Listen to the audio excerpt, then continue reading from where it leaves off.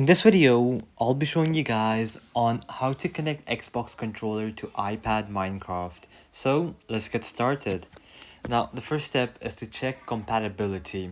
And as far as the iPad is concerned, we have to go to settings, go to general, and then click on about.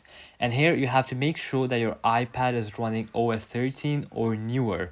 If it's not, then click on software update and make sure your iPad's updated to the latest version that's available. Now, let's move on to the controller compatibility. Now, we have to make sure that our Xbox controller is Bluetooth. And how do we know that? Well, we have signs on our controller.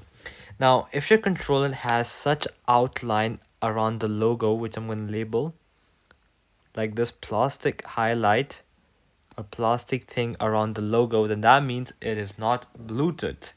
And if there is nothing around your logo, it's just plain logo with no plastic, then that means it's Bluetooth.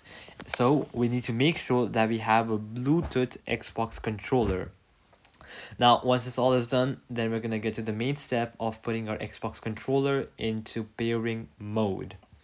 Well, how do you put it into pairing mode? So let's get started with that.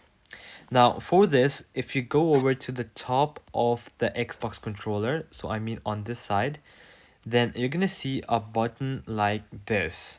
Now we have to go ahead and hold this button, and the Xbox button is gonna start flashing, which indicates that it's currently in pairing mode. Then we're just simply gonna head over to settings, go to Bluetooth, and then wait for Xbox wireless controller to show up under other devices. Just go ahead and connect, and then you can simply launch Minecraft and the controller should work automatically.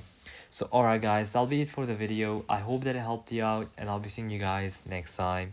Peace out.